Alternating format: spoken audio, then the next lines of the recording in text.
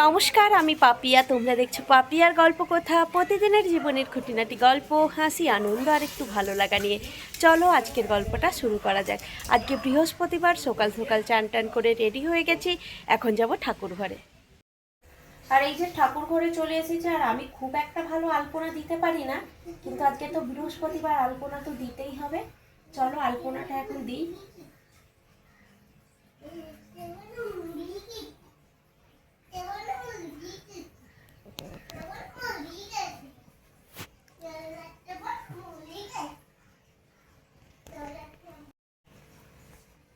আমি আবার তুলিতে ধরে খুব একটা ভালো আলপনা দিতে পারি না, আমি এই হাতেই দিই। ঠাকুর ঘরের আলপনাটা দিয়ে দিই, তারপরে যাব চৌকোটে আলপনা দিতে। আর আলপনা দেওয়া হয়ে গেছে। আর আলপনাটা খুব একটা বড় করব না, যেহেতু যাতায়াতের জন্য অসুবিধা হয়ে যাবে। এখন তো শুকাতেও টাইম লাগবে, আর এতক্ষণ বসে থাকার মতো সময়ও নেই, পুজো করতে হবে। তাই একটু জায়গা ফাঁকা রেখেই আলপনাটা দিয়ে দিলাম। এখন যাব চৌকোটে আলপনা দিতে। ঠাকুর ঘরেরটা কমপ্লিট হয়ে গেছে, চলো এখন যাই চৌকোটে আলপনাটা দিয়ে আসি। পুজোর সমস্ত কিছু হয়ে গেছে। আর বৃহস্পতিবারে তো আমাদের ঘট পাল্টানো হয়, ঘট পাল্টে আবার নতুন আমশাকা দিয়ে ঘট বসানো হয়। তারই জন্য এই যে ঘরটাও ভালো করে সাজিয়ে নিচ্ছি।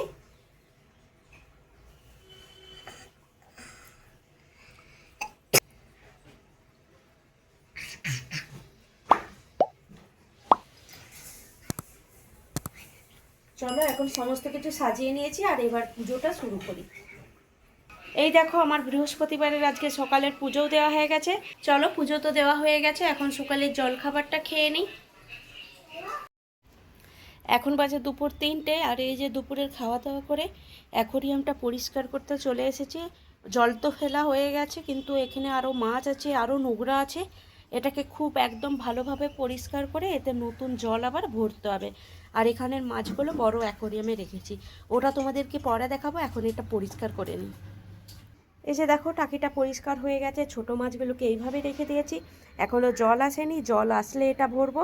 এখন চলো এখানের বড় মাছগুলোকে যে অ্যাকোরিয়ামে রেখেছি কেমন লাগছে তোমাদেরকে একবার দেখাই। এই দেখো, বড় অ্যাকোরিয়ামটাতে মাছগুলো রেখে দিয়েছি। আর এখন বেশ ভরা ভরাই লাগছে দেখতে অ্যাকোরিয়ামটা। কিন্তু এই গাড় দুটোকে এখানে রাখবো না, যেখানে ছিল ওখানেই রাখবো। এখনও তো জল ভরা হয়নি, জলটা ভরা হয়ে গেলে জলটা 2-3 দিন রেখে তারপরে মাছগুলোকে আবার ওখানেই রেখে দেবো। এখন কিছুদিন এখানে থাকবে, 2-4 দিন তো অনেক বেশি হয়ে গেছে, তাই জন্য জলও খুব তাড়াতাড়ি কিন্তু নোংরাও হয়ে যাচ্ছে। সন্ধ্যাবেলা ঘুরতে এসেছিলাম, আর ঘুরতে এসে বেকরির পাশ দিয়েই যাচ্ছিলাম, তো ভাবলাম চলো একটু কেক নিয়ে নিই। এই যে দেখো, কেক আর রোলটা নিয়েছি, আর চলো নিয়ে নিয়েছি, আর এখন বাড়িতে যাই। বাজার থেকে বাড়িতে চলে এসেছি, আর রাতে রান্না করার জন্য এই যে সমস্ত কিছু জোগাড় করে নিয়েছি। এইদিকে রুটি করব বলে আটাও মাখিয়ে নিয়েছি। আর এই যে হালি মটর আর আলু দিয়ে হবে হালকা পাতলা একটা তরকারি বলতে পারো, এই যে সামান্য কিছু মশলা দিয়েই। চলো এখন তাহলে রাতের রান্নাবান্নাটা সেরে নিই। চলো এবার আমি রাতের রান্নাটা সেরে নিই। আজকের গল্পটা তাহলে এখানেই শেষ করছি। আজকের গল্পটা তোমাদের কেমন লাগলো অবশ্যই কমেন্ট করে জানিও। গল্পটা ভালো লাগলে লাইক করো, শেয়ার করো, সাবস্ক্রাইব করতে ভুলো না। সবাই ভালো থাকবেন, সুস্থ থাকবেন। দেখা হবে নতুন আরও একটি গল্প নিয়ে। ধন্যবাদ।